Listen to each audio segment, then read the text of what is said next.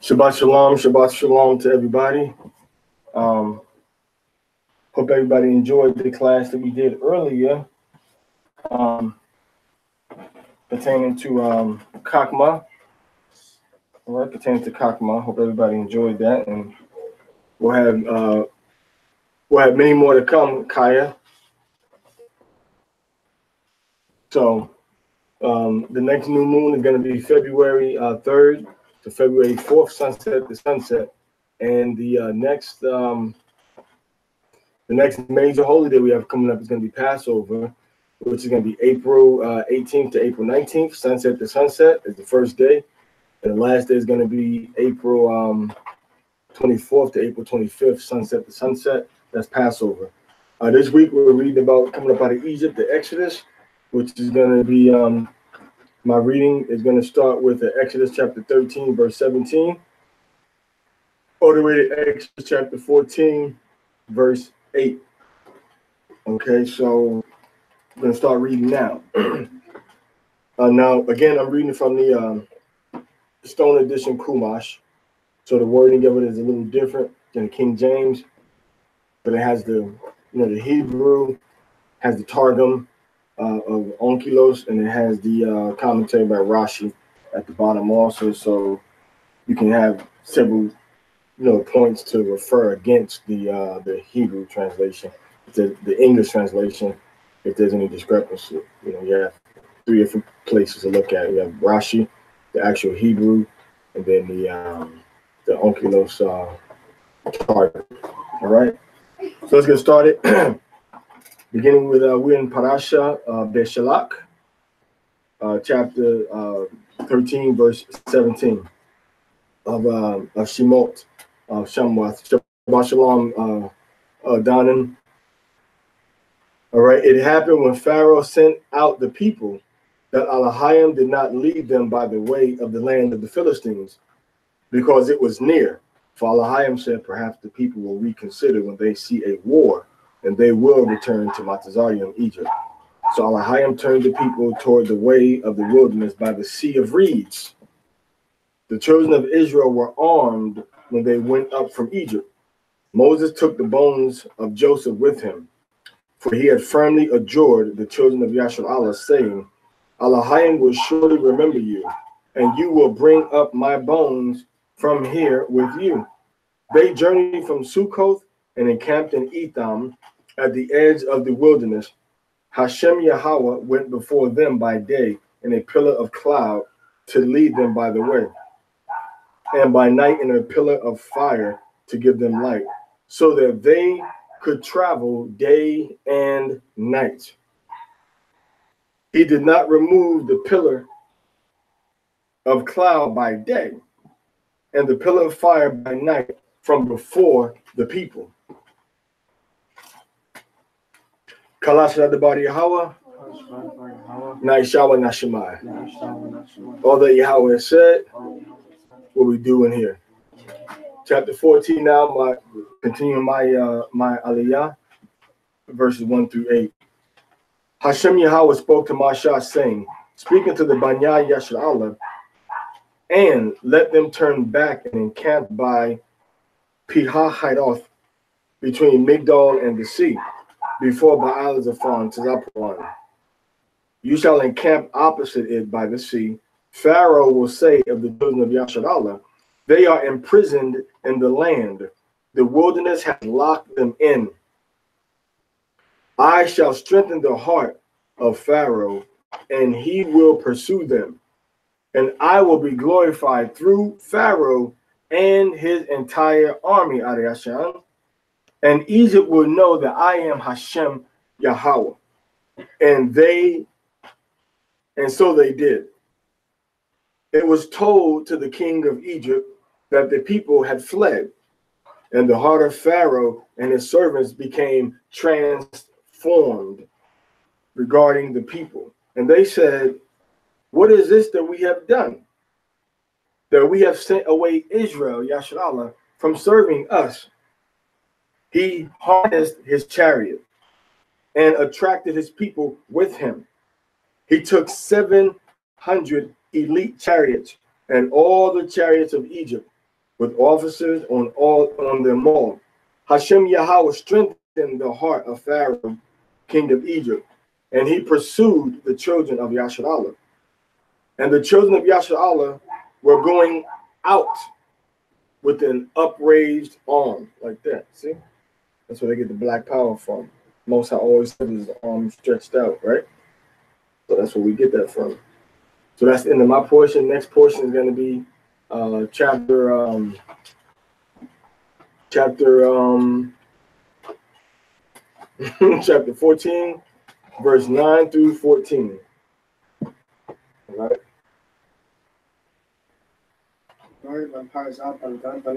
Amadwa, Barakwa, Yabraka Yahweh Bashem Yahushua.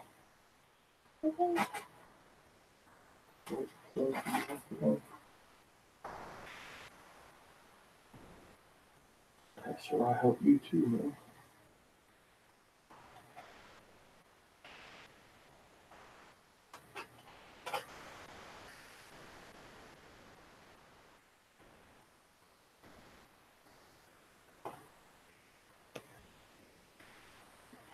Egypt pursued them and overtook them, encamped by the sea, all the horses and chariots of Pharaoh, and his horsemen and army, by Pithataroth, before Baal-zebub. Pharaoh approached the children of Yasharallah, raised their eyes, and behold, Egypt was journeying after them, and they were very frightened. They were what?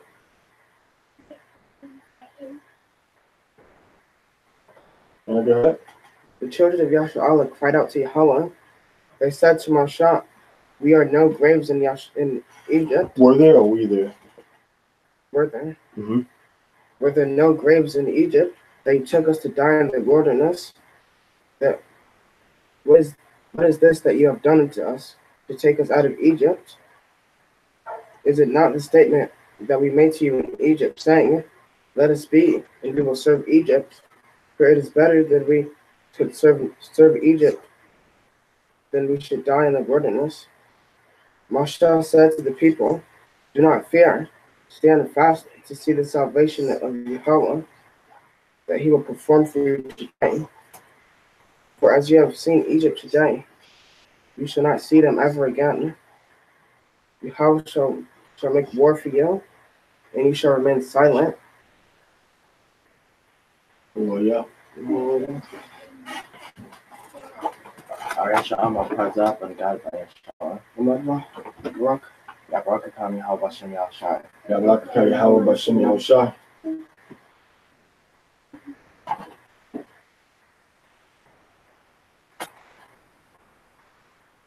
Call you. I'm only going to call you. Exodus chapter 14, verse 15 through 25. Yahweh said to Moshe, "Why do you cry out to me? Speak to the children of Yasharallah and let them journey forth. And you, lift up your staff and stretch out your arm over the sea and split it. And the children of Yasharallah shall come into the midst of the sea on dry land. And I behold, and I shall strengthen the heart of Egypt, and they will come after them. And I will be glorified through Pharaoh and through his entire army, through his chariots and through his horse, through his horsemen. Egypt will know that I am Yahweh when I am glorified through Pharaoh, his chariots, and his horsemen." The angel of Elohim, who had been going in front of the camp of Yasharallah, moved and went behind them. And the pillar of cloud moved from in front of them and went behind them. It came between the camp of Egypt and the camp of Yasharallah, and there were cloud and darkness, while it illuminated the night, and one did not draw near the other all the night. Moshe stretched out his hand over the sea, and Yahweh moved the sea with a strong east wind all the night, and he turned the sea to damp land, and the water split. Oh no. All right.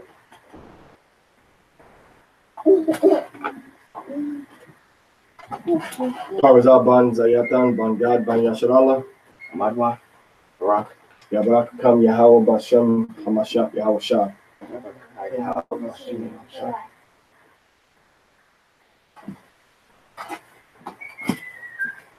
All right, Exodus chapter 14, verse 26 through 15, verse 26. Hashem Yahweh said to Moses, stretch out your hand over the sea, and water will go back upon Egypt, upon his chariots and upon his horsemen. Moses stretched out his hand over the sea, and toward morning the water went back to its power as the Egyptians were fleeing toward it. And Hashem Yahweh churned Egypt in the midst of the sea. The water came back and covered the chariots and the horsemen and the entire army of Pharaoh. The water came back and covered the chariots, who were coming behind them in the sea. There remained not one of them. The children of Yasharallah went on dry land in the midst of the sea. The water was a wall for them on their right and on their left, Aliyashan. On that day, Hashem Yahweh saved Yasharallah from the hand of Matazarian Egypt. And Yasharallah saw the Egyptians dead on the seashore. Yasharallah saw the great hand of Hashem Yahweh inflicted upon Egypt. And the people revered Hashem Yahweh. And they had faith in Hashem and in Moses Masha, his servant. Kal Asherah Dabari Yahweh. Na Aisha wa Nashamai. All that Yahweh have said, what we doing here. Chapter 15, verse 1 through 26. Then Masha and the children of Yasharallah sang this song to Hashem Yahweh, and they said the following: I shall sing to Hashem Yahweh, for he is exalted above the arrogant, having hurled horse with its rider into the sea. The might and vengeance of Yahweh was salvation for me. This is my Alahayim, and I will build him a sanctuary, the Alahayim of my fathers, and I will exalt him. Yahweh is a man of war. Yahweh is his name. Pharaoh's army and the army that he threw in the sea, and the pick of his officers were mired in the sea of reeds. Deep waters covered them. They descended in the depths like stone. Your right hand, Yahweh, is glorified with strength. Your right hand, Yahweh, smashes the enemy. In your abundant grandeur, you shatter your opponents. You send forth your wrath. It consumes them like straw. At the blast of your nostrils, the waters were heaped up. Straight as a wall stood the running water. The deep waters congealed in the heart of the sea. The enemy declared, I will pursue, I will overtake, I will divide plunder. I will satisfy the lust with them, my lust with them. I will unsheathe my sword. My hand will impoverish them. You blew with your wind. The sea enshrouded them. The mighty sank like lead in water. Who is like you among the heavenly powers? Hashem Yahweh. Who is like you? Mighty in holiness, too awesome for praise, doer of wonders. You stretched out your right hand. The earth swallowed them. With your kindness, you guided this people that you redeemed. You led with your might to your holy abode. People heard. They were agitated. Terror gripped the dwellers of Philistia. When the chieftain, the dukes of Edom, then the chieftains, the dukes of Edom, were confounded. Trembling gripped the powers of Moab. All the dwellers of Canaan dissolved. May fear and terror befall them. At the greatness of your arm, may they be as still as stone until your people pass through. Hashem Yahweh, until this people you have acquired passes through. You will bring them and implant them on the mount of your heritage, the foundation of your dwelling place that you, Hashem Yahweh, have made. The sanctuary, my Lord, that your hands established. Hashem Yahweh will reign for all eternity. When Pharaoh's cavalry came with his chariots and the horsemen into the sea, and Hashem Yahweh turned the waters of the sea upon him, the children of Yashar'Allah walked on the dry land amid the sea. Miriam the prophetess, sister of Aaron, took the drum in her hand, and all the women went forth after her with drums and with dances. Miriam spoke up to them, saying to Hashem Yahweh, for he is exalted above the arrogant, having hurled horses with its rider into the sea. Masha Moses caused Israel to journey from the Sea of Reeds, and they went out to the wilderness of Shur. They went for a 3-day period in the wilderness, but they did not find water. They came to Marah, but they could not drink the waters of Marah because they were bitter. Therefore, they called its name Marah. The people complained against Yahweh, against Masha, saying, what shall we drink? He cried out to Hashem Yahweh, and Hashem Yahweh showed him a tree. He threw it into the water, and the water became sweet. There he established for the nation a decree and an ordinance, and there he tested it. He said, if ye hearken diligently to the voice of Yahweh, your Elohim, and do what is just in his eyes, give ear to his commandments, and observe all his decrees, then any of the diseases that I place in Egypt, I will not bring upon you. For I am Hashem Yahweh, your healer. All right, next reader. Amaria Ba'akai Parashah Hatawara, Exodus chapter 15, verse 27 to Exodus chapter 16, verse 10. Amaria ban Parashah ban God ban Beshalach. Amadwa, Badakwa. Yabarak kam Yahweh Bashem Yahushai. Yabaraka Yahweh Bashem Yahweh.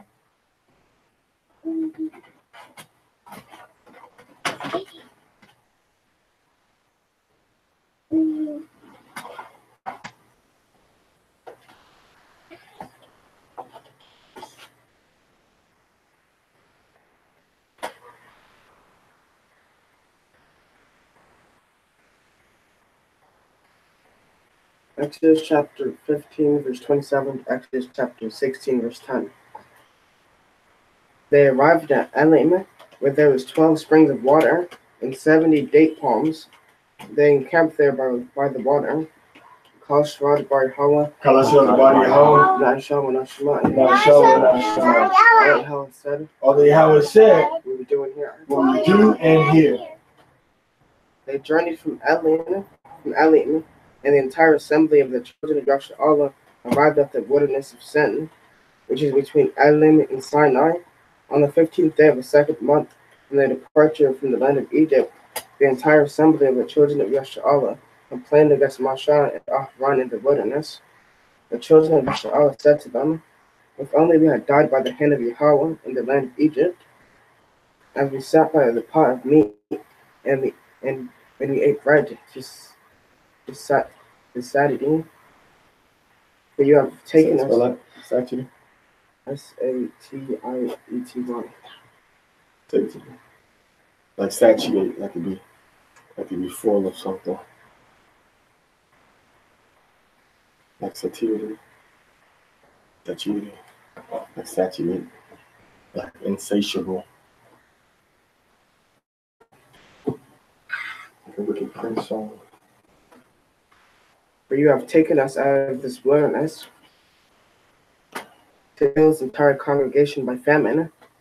Yahweh said to Moshe, Behold, I shall rain down for you food from heaven. Let the people go down and pick each day's portion on this day, so I can test them whether they will follow my teaching or not. And it shall be on the sixth day when they prepare what they bring, it will be doubled than what they pick every day.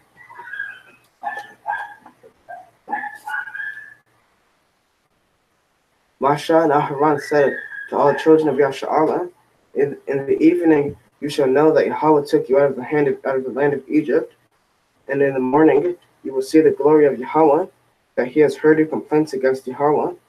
For what are we that you should incite complaints against us? And Moshe said, when in the evening Yahweh gives you meat to eat and bread to sighting, in the morning, as Yahweh hears your complaints, that you go complain against him. For what are we? Not against us are your complaints, but against Yahweh. Moshe said to Aharon, say to the entire assembly of the children of Yashar'Allah, approach the presence of Yahweh, for he has heard your complaints. When Aharon spoke to the entire assembly of the children of Yashar'Allah, they turned to the wilderness, and behold, the glory of Yahweh appeared in a cloud.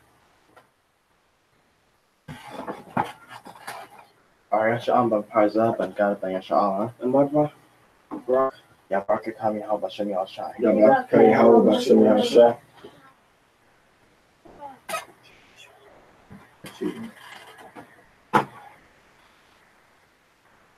Exodus chapter 16, verse 11 through 36. Yahweh spoke to Moshe, saying, I have heard the complaints of the children of Yashar'Allah. Speak to them, saying, in the afternoon you shall eat meat, and in the morning you shall be sated with bread, and you shall know that I am Yahweh your Elohim. It was toward evening that the quail ascended and covered the camp, and in the morning there was a layer of dew around the camp. The layer of dew ascended, and behold, upon the surface of the wilderness was something thin, exposed, thin as frost on the earth. The children of Yashar'Allah saw and said to one another, it is food, for they did not know what it was. Moshe said unto them, this is the food that Yahweh has given you for eating. This is the thing that Yahweh has commanded. Gather from it, for every man according to what he eats, an omer per person, according to the number of your people, everyone according to whoever is in his tent shall you take. The children of Yashar'Allah did so, and they gathered, whoever took more and whoever took less. They measured in an omer and whoever took more had nothing extra, and whoever took less was not lacking. Everyone according to what he eats had they gathered.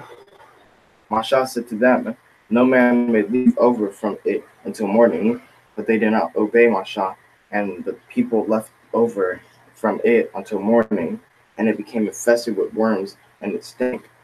And Moshe became angry with them. They gathered morning by morning, every man according to what he eats, and when the sun grew hot, it melted. It happened on the sixth day that they gathered a double portion of food, 2 omers for each, and all the princes of the assembly came and told Moshe. He said to them, this is what Yahweh has spoken. Tomorrow is a rest day, a holy Shabath to Yahweh. Bake what you wish to bake and cook what you wish to cook. And whatever is left over, put away for yourselves as a safekeeping until the morning. They put it away until morning as Moshe had commanded. It did not stink, and there was no infestation in it. Moshe said, eat it today, for today is Shabath for Yahweh. Today you shall not find it in the field. 6 days you shall gather it, on the seventh day, but the 7th day is a Shabbat. On it there will be none. It happened on the 7th day that some of the people went out together, and they did not find it. Yahweh said to Moshe, how long will you refuse to obey my commandments and my teachings. See that Yahweh has given you the Shabath, and that is why he gives you on the 6th day a 2-day portion of bread. Let every man remain in his place. Let no man leave his place on the 7th day. The people rested on the 7th day. The house of Yashar'Allah called it manna. It was like coriander seed. It was white and tasted like a cake fried in honey. Mashah said, "This is the thing that Yahweh has commanded. A full omer of it shall be a safekeeping for your generations, so that they will see the food with which I fed you in the wilderness when I took you out of Egypt." Mashah said to Aaron, Take one jar and put a full omer of manna into it. Place it before Yahweh as for safekeeping for your generations. As Yahweh had commanded Mashah, Aaron placed it before the ark of the testimony. Verse 1. Verse 34. For safekeeping, the children of Yashar'Allah ate the manna for 40 years until their arrival in the inhabited land. They ate the manna until their arrival at the border of the land of Canaan. The omer is 1/10 of an ephah. Kalashra, Debari Hawa, Na'isha, Na'isha, Menashemai. Wanashama. Ali Yahweh said, All Yahweh said, what are we doing here? what we doing here? Parazaban Gad Ban Zayatan, Parazaban Zayatan, Bangad Ban Yasharala. Amaga, Barak, Yabaraka come Yahweh Bachem Hamashiach Yahushua. Yahweh, Yahweh, Yahweh.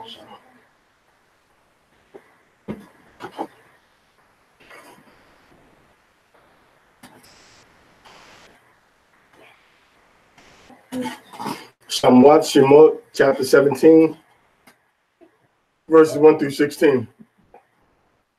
The entire assembly of the children of Yashar'Allah journeyed from the wilderness of Sin to their journeys according to the word of Hashem Yahweh. They encamped in Rephidim, and there was no water for the people to drink. The people contended with Mashah, and they said, "Give us water that we may drink." Mashah said to them, "Why do you contend with me? Why do you test Hashem Yahweh?" The people thirsted there for water, and the people complained against Mashah, Moses. And said, "Why is this that you have brought us up from Egypt to kill me and my children and my livestock through thirst?" Mashah cried out to Hashem Yahweh, saying, "What shall I do for this people? A bit more, and they shall stone me." Hashem said to Moses, "Mashah, pass before the people and take with you some of the elders of Yashar'Allah. And in your hand take your staff, with which you struck the river, and go. Behold, I will stand before you on the rock in Horeb. You shall strike the rock, and water will come forth from it, and the people will drink." Mashah did so in the sight of the elders of Yashar'Allah. He called the place Masah Meribah, because of the contention of the children of Yashar'Allah and because of their test of Hashem, saying, "Is Hashem Yahweh among us or not?" Amalek came and battled Yashar'Allah in Rephidim. Mashah said to Yahushai, "Choose people for us to go do battle with Amalek. Tomorrow I will stand on top of the hill with the staff of Elohim in my hand." Yahushai Joshua did as Moses said to him, to do battle with Amalek, and Mashah, Aharon, and Hor ascended to the top of the hill. It happened that when Mashah raised his hand, Yashar'Allah was stronger. And when he lowered his hand, Amalek was stronger. Mashah's hands grew heavy. So they took a stone and put it under him. And he sat on it, and Aharon and Hur supported his hands, one on this side and one on that side. And he remained with his hands in faithful prayer until sunset. Yahushai weakened Amalek and its people with the sword's blade. Hashem Yahweh said to Moses, Mashah, write this as a remembrance in the book and recite it in the ears of Yahushai Joshua, that I will surely erase the memory of Amalek from under the heaven.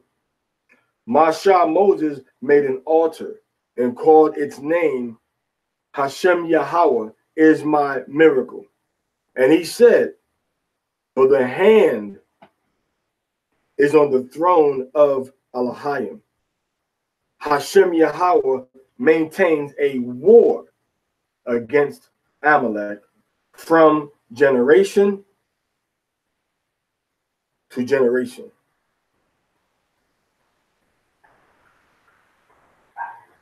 And this ends the reading of the Torah for the Shabath. And next is going to be Judges chapter 4. Judges chapter 4, verse 4 through Judges chapter 5, verse 31. All right, so come on up.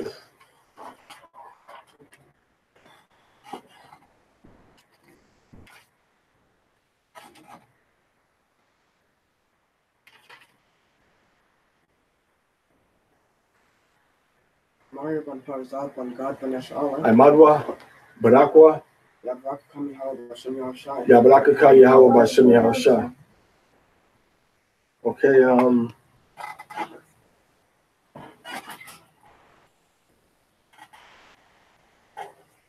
let's see.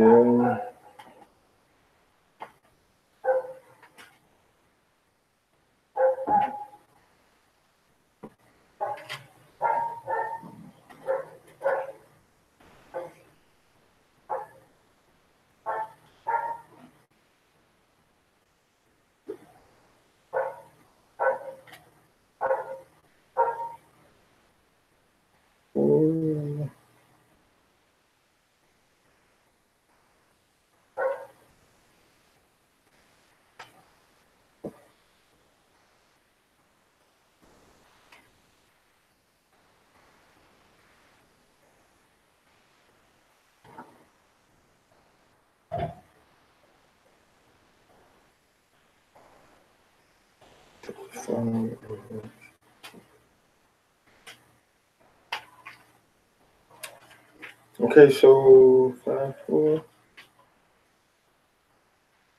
Keep still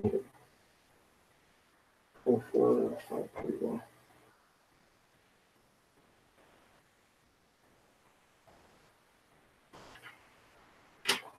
Okay,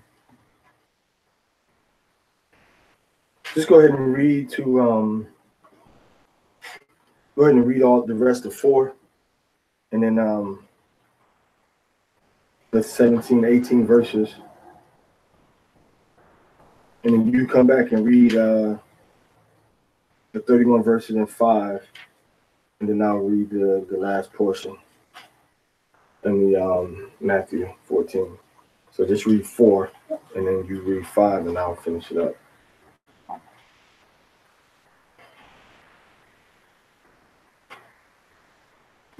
Judges chapter 4, verse 4. Deborah was a prophetess, a fiery woman. She was the judge of Yasha'al at that time. She was set under Deborah's palm tree between Ramah and Bethel of Mount Ephraim. The children of Yasha'al would go up to her for judgment. She sent to summon Barak, son of Abinoam of Kadesh Naphtali, and said to him, has not Yahweh, the Elohim of Yasha'al, commanded, go and draw people toward Mount Tabor, and take with you 10,000 men from the children of Naphtali, and from the children of Zebulun, and to Kishon Brook I will draw toward you Sisera, the general of Jabin's army. His chariots and his multitude shall I present to him into your hand. Barak said to her, If you will go with me, I will go. But if you do not go with me, I will not go. She said, I will surely go with you, except that the path upon which you go will not be for your glory. For Yahweh will deliver Sisera into the hand of a woman. Then Deborah stood up and went with Barak to Kadesh. Barak had Zebulun and Naphtali summoned to Kadesh, and he brought up on foot 10,000 men, and Deborah went up with him. Heber the Kenite had separated himself from the Kenites, from the children of Hoab, the father-in-law of Mashan, and pitched the tent as far as the plain of Zananim, which is near Kadesh. They told Sisera that Barak, son of Abinoam, had gone up to Mount Tabor. Sisera summoned all his chariots, 900 iron chariots, and all the people with him from Harosheth Hagoyim to Kishbrook. Deborah said to Barak, Arise, for this is the day when Yahweh had given Sisera into your hand. Has not Yahweh gone forth before you? So Barak descended from Mount Tabor with 10,000 men behind him. Yahweh confounded Sisera and all the chariots in the entire camp by the blade of the sword before Barak. Sisera dismounted from the chariot and fled on foot. Barak chased after the chariots and went and after the camp until Shabath Hagoyim, and the entire camp of Sisera fell by the blade of the sword. Not a single one was left. Sisera fled on foot to the tent of Jael, the wife of Heber, the Kenite, where there was peace between Jabin, king of Hazor, and the house of Heber, the Kenite. Jael went out towards Sisera and said to him, Turn, my lord, turn to me, do not fear. He turned off her tent and covered him with the cloak. He said to her, Give me a bit of water to drink, because I am thirsty. She opened a container of milk and gave him drink and covered him. He told her to stand at the entrance of the tent, and it shall be, if any man will come in and ask you, saying, Is the man here? You are to say, No. Jael, Heber's wife, took the tent peg and placed the hammer in her hand. She came to him stealthily and drove the peg into his temple and pierced the ground. For he was asleep and exhausted, and he died. Behold, Barak was pursuing Sisera, and Jael went out toward him and told him, Go, and I will show you the man whom you seek. He came to her, and behold, Sisera was fallen dead with the peg in his temple. On that day, Elohim subjected Jabin, king of Canaan. Subjected? How do you spell it? As subjugated. On that day, Elohim subjugated Jabin, king of Canaan, before the children of Beshalach. The hand of the children of Beshalach became progressively harsh over Jabin, king of Canaan, until they had destroyed Jabin, king of Canaan. Chapter 4.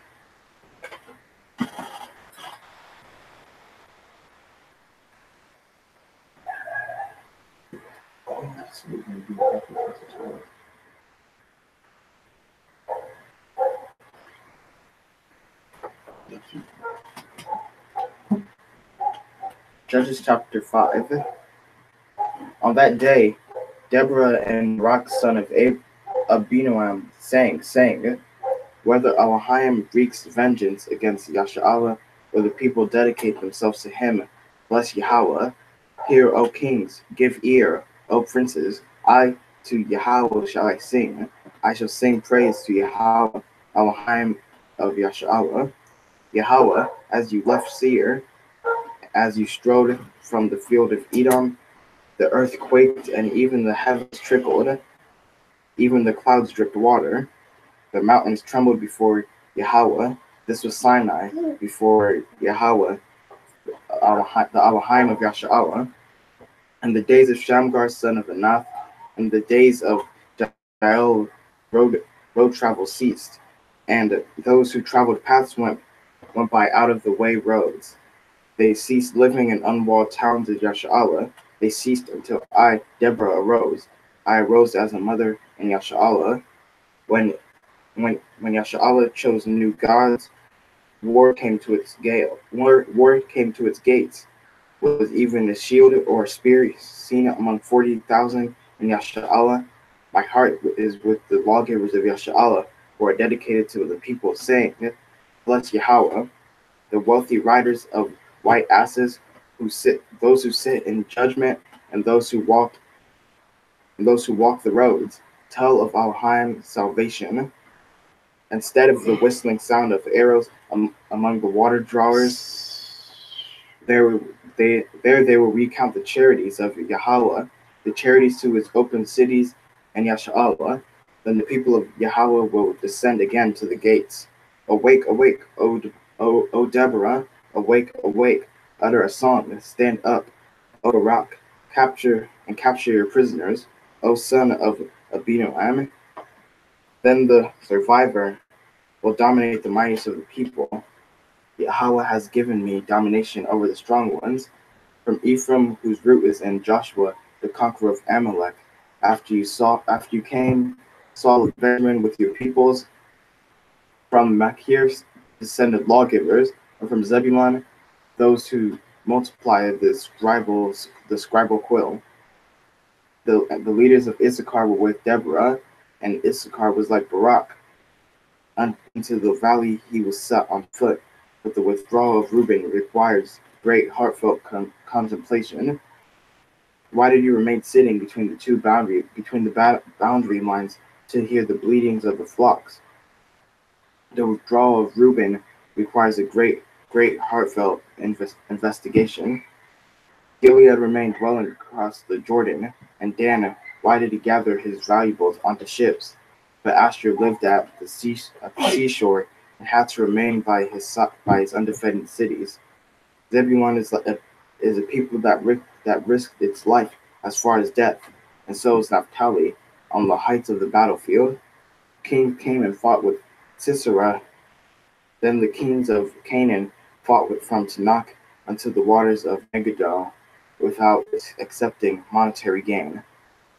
From the heaven they fought, but the stars from their courses battled Sisera. Kishon brook swept them away, and the ancient brook. Kishon brook, I myself trampled them with power. Then the horses' heels were pounded by the galloping of their mighty riders. Cursed Meroz, said the angel of Yahweh, cursed its inhabitants, for they failed to come and to aid the people of Yahweh, to aid the people of Yahweh against the mighty. Blessed by woman is Jael, wife of Heber the Kenite. By the woman in the tent is she blessed. He asked for water, she gave him milk. In a saucer of nobility she presented butter. She extended her hand to the peg, and her right hand to the laborer's hammer.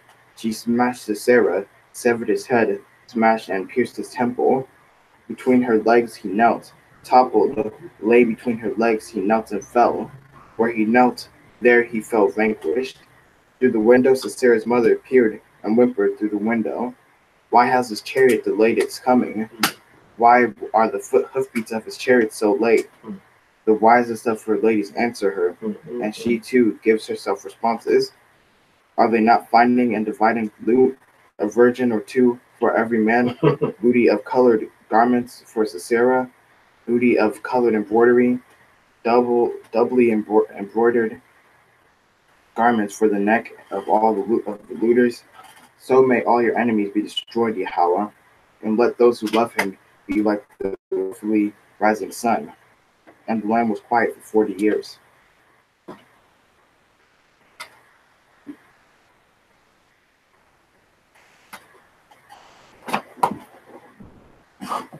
Okay, so we thank you for that reading of the Haftarah, as well as for the reading of the Torah, the Torah.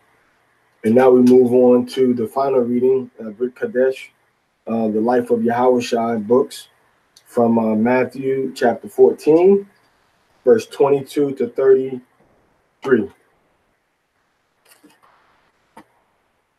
And again, as you follow us throughout the week, these Torah portions are read singularly, every day of the week.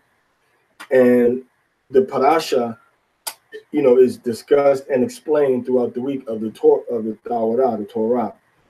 So during the Torah, you might not get as much, and on the Shabath, you might not get as much from the reading of the Torah, as you get throughout the week. So it's good to kind of follow throughout the week, day 1, 2, 3, 4, 5, 6, with the reading of the Torah, because there's more insight, there's more detail, and there's more of a perspective on what exactly the law is instructing us.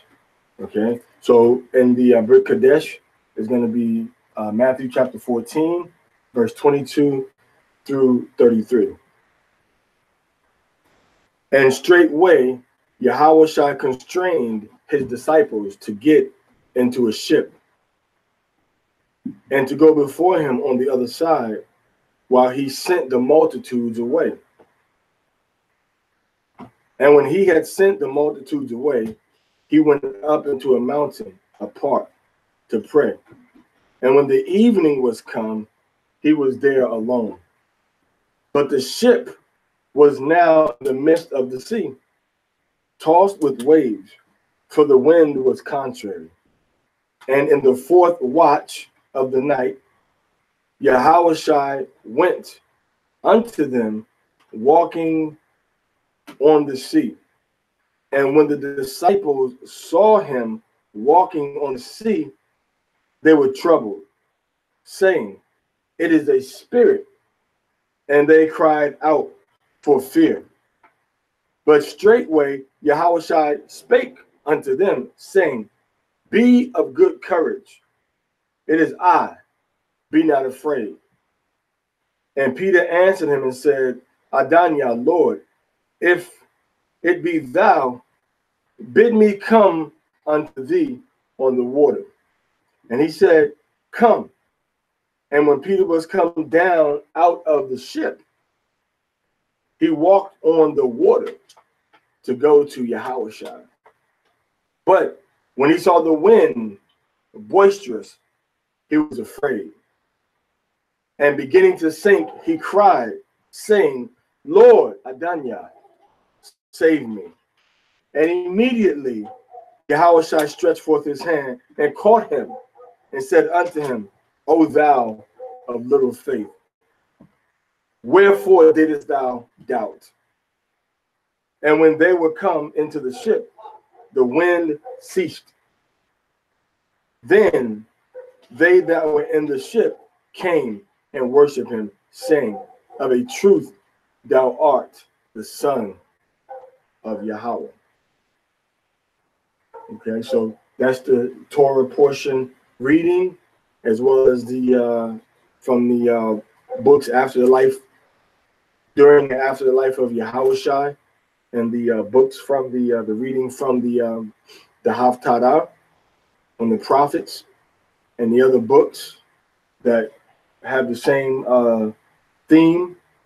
We see the Most High going to war for the children of Yasharallah, and us conquering all 12 tribes. Some of the tribes were there, some of the tribes weren't there, but we went to war, and Yahweh gave us the victory. And here we see again dealing with faith and water, as we saw coming up out of Egypt, dealing with faith in Yahweh and trust and water. And Peter had a little bit of doubt when he saw the wind start to come and blow. And some of our people had doubt against Yahweh when they got into Egypt, got out of Egypt, when they were thirsty, they were hungry. So they started to doubt and complain against Masha. But that wraps up the Torah portion. We learned some very important lessons in this Torah portion. We learned that the Sabbath day was not according to the moon, because it was straight 7 days. We learned that. We learned that the Sabbath day, we're not supposed to prepare food or bake or boil.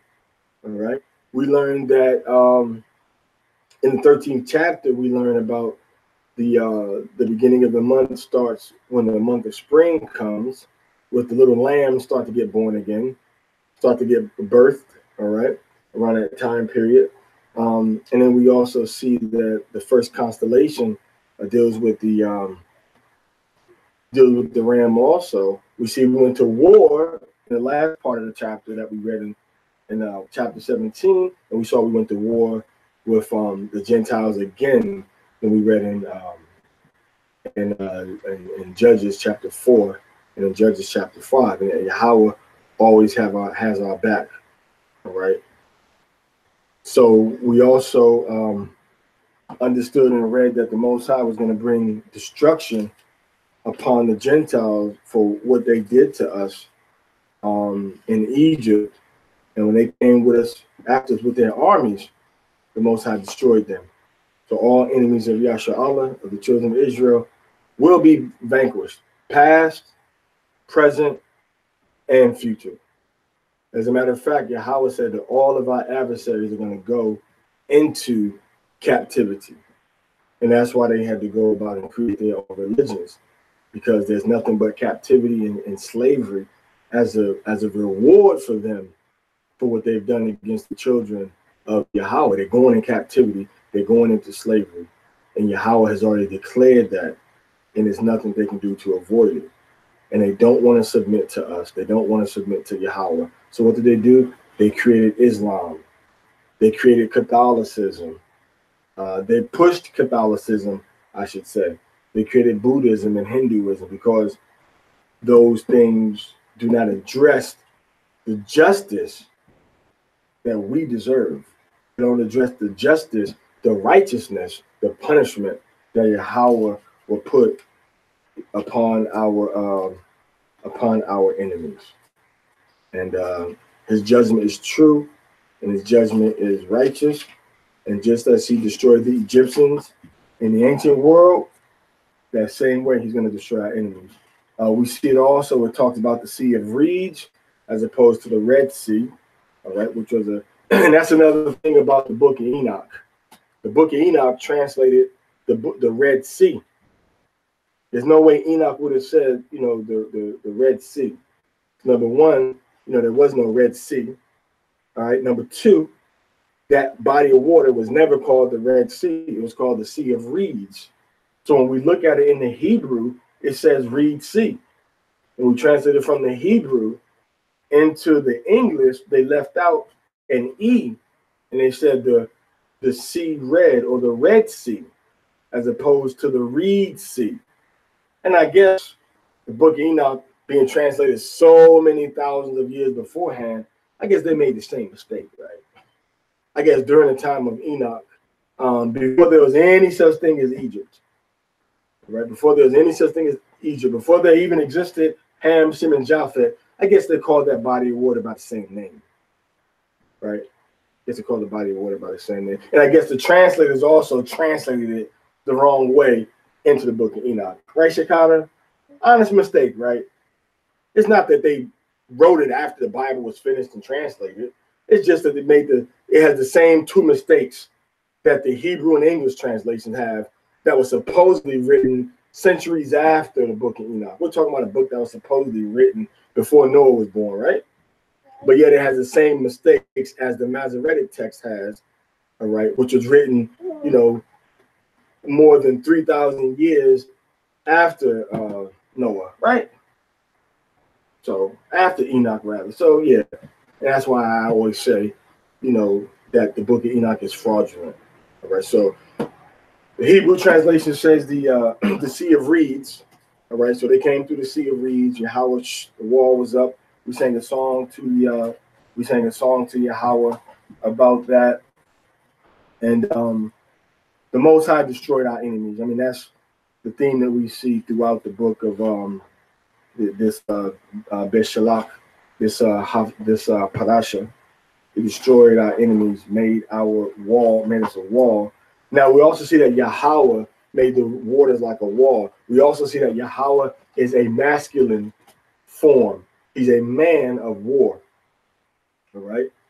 He's a man of war. Yahweh says he's a man of war. So he's not male and female. He's not female. He's a man of war. That means his nature is righteous, just, strict, and very focused, executing justice. That's what it means, a man of war. A man of war is disciplined, strict, focused, and will execute right and wrong quite definitively, and will destroy the enemies, but be merciful and kind toward his allies. But those that are against him will be destroyed. That's what it means to say he is a man of war. Ayash Malchama, right? Man of the battle, man of the war. Yahweh is his name. All right. So we see the power of Yahweh and what he did in Egypt, and we see that they were the other nations were afraid and trembled when they heard what happened. Moab was afraid. Canaan was afraid.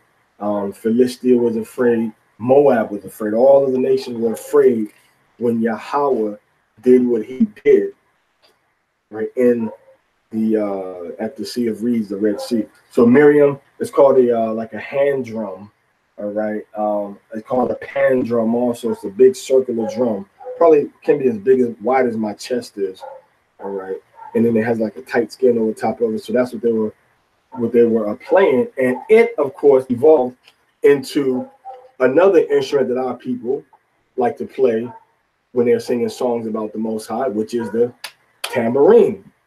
So any of us that went to church when we were younger and older, we know that our people love to play the tambourine, and the tambourine is an ancient Eastern instrument from the East. From ancient Israel, we used to play the tambourine, and then we played the hand drum that didn't have little metal pieces on it, right? So that's one of our ancient instruments, and it followed our people into their worship liturgy in the Western Hemisphere after slavery, also, right? After slavery, during slavery, they still kept it, all right? So then we see that we started to complain against the Most High. We said, oh, we had a bunch of meat in Egypt, so we would rather have been slaves in Egypt than to be free and put faith and trust in the Most High. You see, because your job doesn't require you to have faith and trust, doesn't require you to be self-sufficient, doesn't require you to have a better relationship with Yahweh. All right. But when you put faith and trust in Yahweh, you might lose something from that physical dependency that you have on this system. And that's the lesson that we see when the people complain. Oh, we should have died in Egypt. In Egypt, we had food. Now you bring us out to this wilderness to die. When all they had to do was trust in Yahweh and have faith in him, and everything would have been all right. All right. So we see that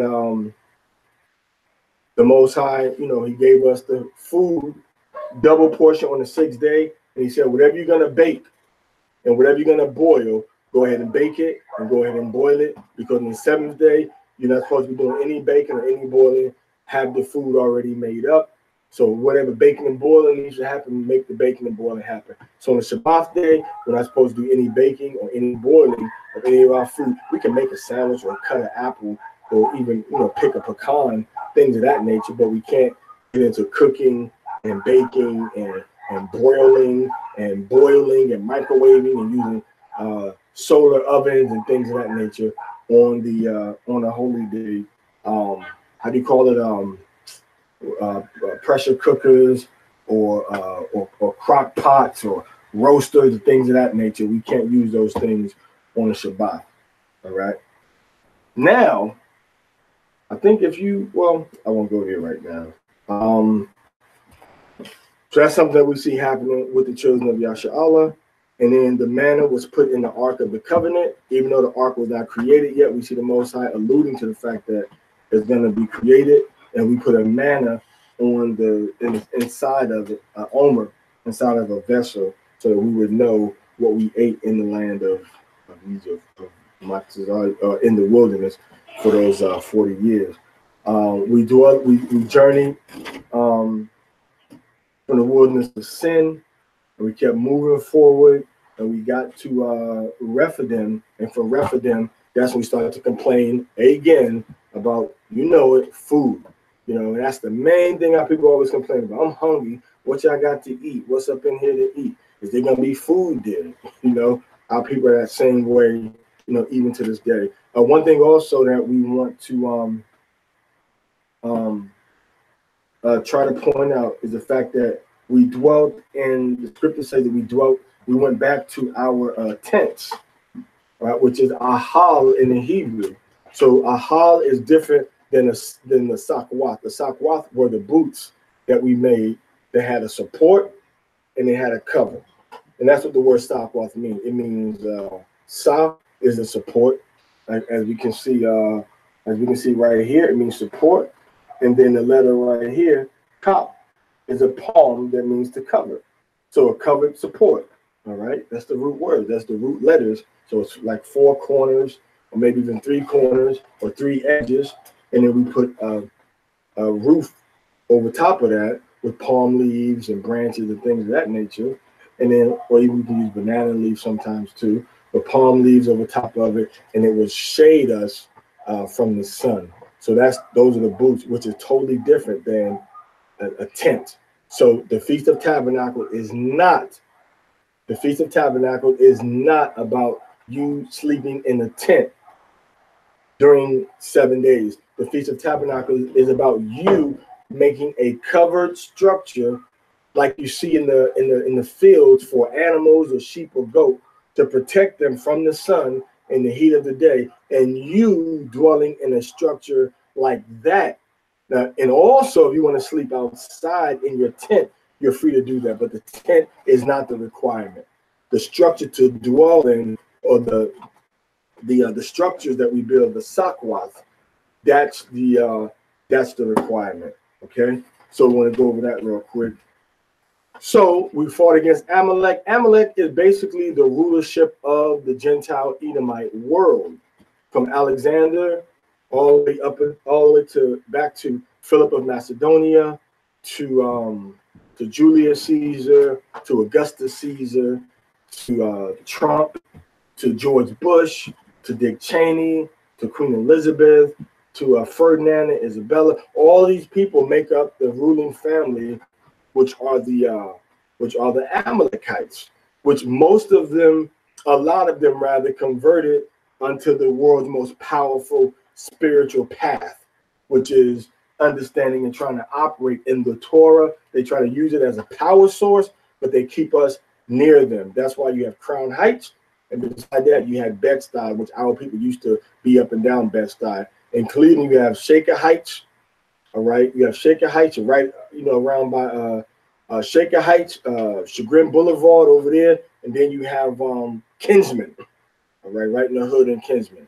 And then you have Cleveland Heights, and then down from there, you have East Cleveland bordering on Cleveland Heights / University Heights. And then when you go to Columbus, you have Bexley right there with the so-called converts to Judaism right there, converts to practice the Torah there.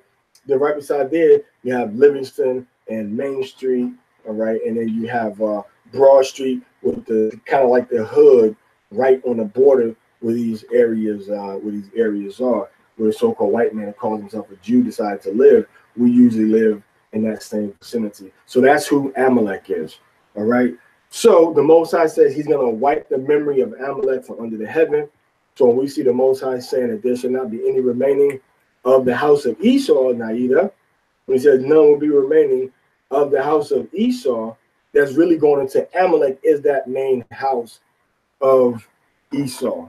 All right, so we beat the war and the battle with them, but we needed our leadership to be strong. Our Torah leadership had to be strong to wage this war against Amalek. So we must in turn make sure that our modern day Torah leadership is strong for these spiritual battles that we're going to have to wage. Too many of our leadership is very slack in wisdom, and also slack in the law, slack in the Torah. And that leadership, that type of leadership, is not going to get our people anywhere except for back into captivity and deeper into slavery. So make sure our leadership is keeping and following the Torah. All right, that's pretty much the summary of the Torah this week. So we thank you for coming out and participating with us. Now remember, the next new moon is going to be February 3rd. And after February 3rd, we have another new moon, which is the new year, which is going to be April 4th at sunset to April 5th at sunset.